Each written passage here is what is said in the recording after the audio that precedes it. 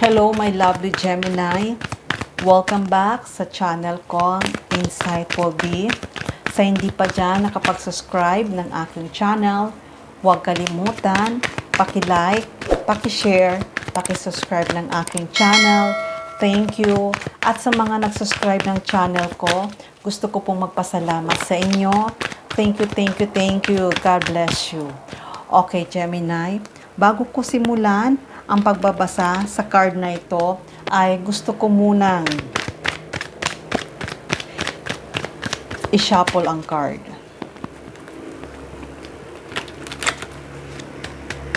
Alamin na natin ngayon, Gemini, kung ano nga ba ang mensaheng gustong ipaabot para sa iyo.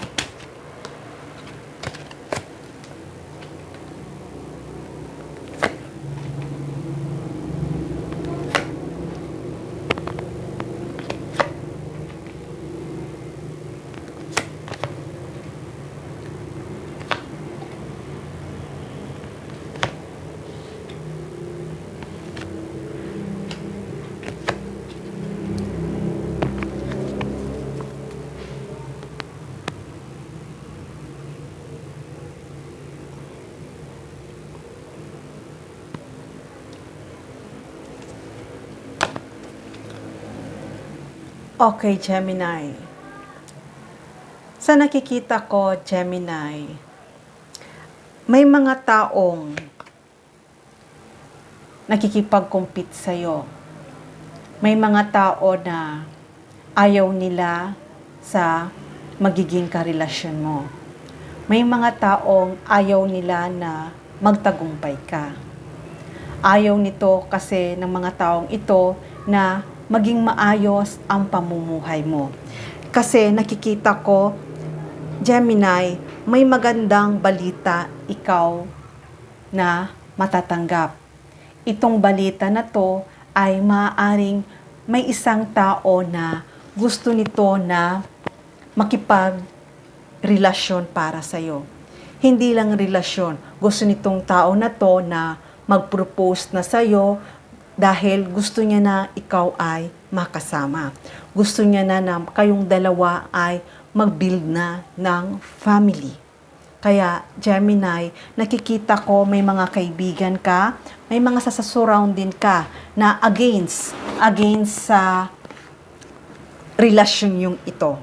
Pero kahit na may mga taong against sa relasyon yung ito, pero nakikita ko na magiging masaya ka pa rin sa taong ito.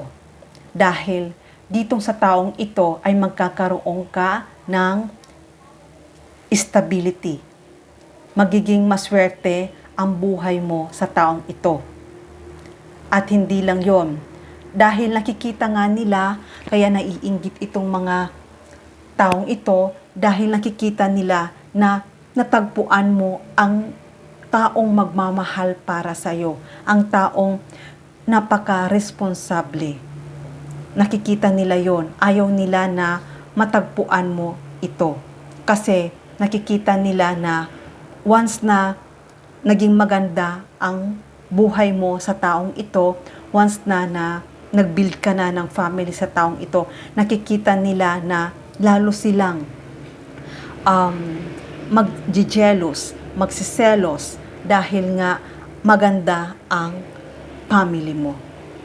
Kaya Gemini, okay lang yan Gemini, na sa pagiging patient mo at naghihintay ka ng tamang panahon na dumating sa buhay mo ang totoong magmamahal para sa'yo. Kaya nakikita ko, Gemini, na itong tao na to na talagang paparating para sa'yo o kaya na-meet mo naman to, nakikita ko na itong person na to na mag-aalok sa'yo, na magsama na kayong dalawa, magpakasal na kayong dalawa, nakikita ko ay magiging masaya kayong magkasama. Dahil nga, nakikita ko naman na gusto mo siya, hindi lang gusto mo siya, gusto ka rin niya, at nagkakaintindihan kayong dalawa. Kaya kung ngayon, nag-aalinlangan ka, nagdadalawang kang isip dahil iniisip mo yung sasabihin ng mga kaibigan mo, yung mga sasabihin, yung mga taong against sa nyo ay alisin mo yan dahil hindi mo lang alam na itong bagong simula mo ay napakaganda.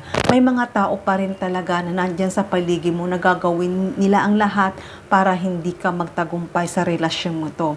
Pero wala silang magagawa dahil ang relasyon yung itong dalawa ay para talaga kayong dalawa sa isa't isa. Kaya nakikita ko magiging maayos at komportable ang buhay mo sa taong ito. Dahil yung pagiging patient mo at talagang naintindihan mo ang sitwasyon mo at sitwasyon niya, naintindihan mo ang relasyon yung dalawa. Kaya ngayon, itong pagiging patient mo, nakikita ko ay talagang magiging maganda ang pagsasama nyo ng karelasyon mo.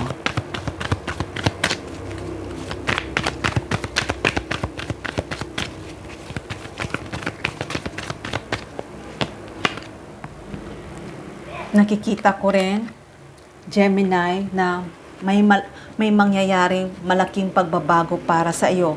Maaari na itong person na to ay bilhan ka nito ng bahay kung saan doon kayong dalawa ay maninirahan.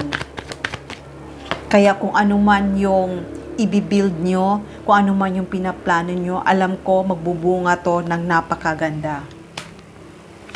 Nakikita ko rin na marami talagang tao na gusto nila na hindi kayong dalawa magkatuluyan. Maraming tao na humaharang sa relasyon yung dalawa, pero tuloy pa rin, magiging masaya pa rin kayong dalawa. Alam ko na kahit na nasasaktan na kayo sa mga sinasabi ng ibang tao, pero nakikita ko silent pa rin kayong dalawa, tuloy pa rin ang relasyon nyo. Dahil nakikita ko naman na pagdating ng panahon, matatanggap din nila ang relasyon yung dalawa.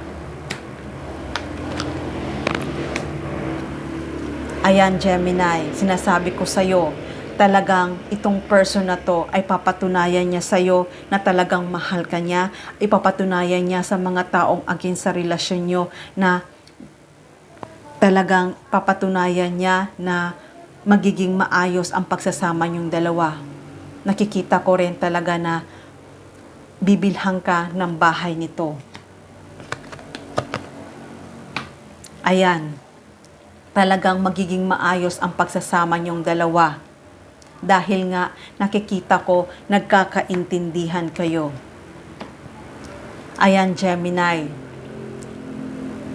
Kaya itong bagong simula, nakikita ko mali ang mga iniisip ng mga taong against para sa inyo. Dahil nakikita ko na magiging komportable ang buhay niyong magkasama kayong dalawa.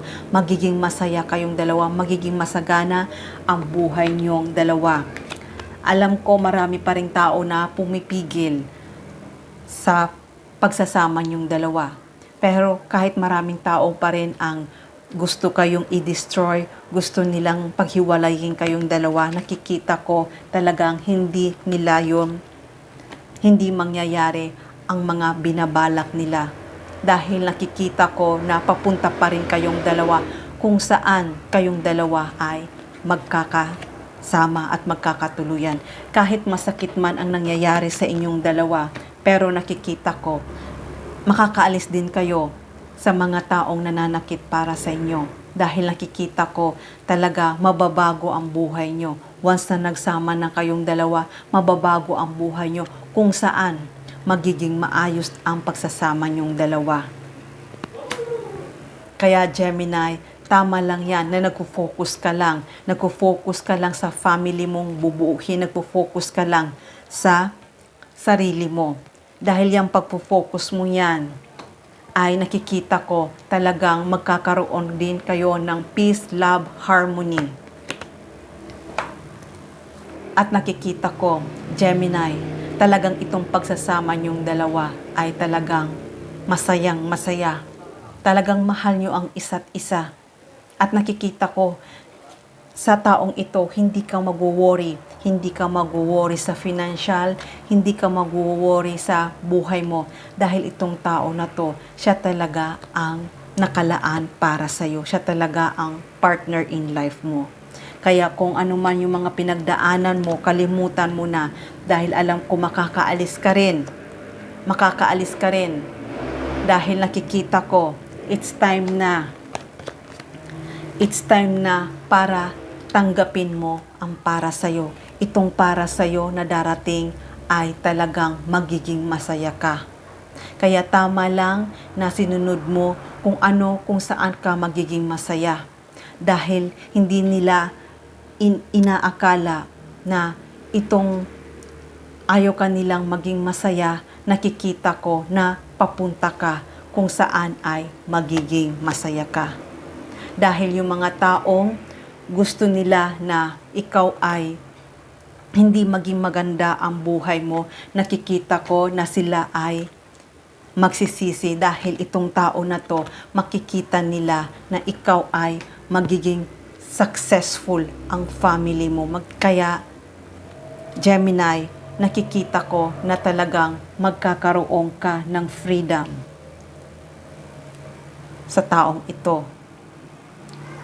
Magkakaroon ka ng maraming opportunity. Hindi lang opportunity na maging masaya ka, kundi opportunity na talagang masasabi mo na ikaw ay isang blessed ka na para matanggap mo ito. Kaya nakikita ko, Gemini, talagang itong person na to ay tapat ito para sa iyo. Kahit na may mga taong hinaharang nila na maging masaya ka, pero wala silang magagawa dahil itong tao na to ay ibibigay sa iyo ang lahat na pangangailangan mo. At hindi lang yon, talagang mahal na mahal ka nito. Siya talaga ang taong nakalaan para sa iyo. Mahal na mahal ka nito, Gemini. Sobra ang pagmamahal nito para sa iyo. Siya talaga ang partner in life mo. Okay, Gemini, hanggang dito na lang muna ang aking mensahe. Sana nagustuhan nyo. Huwag kalimutan, paki-like, paki-share, paki-subscribe ng aking channel. Love and peace. Mwah.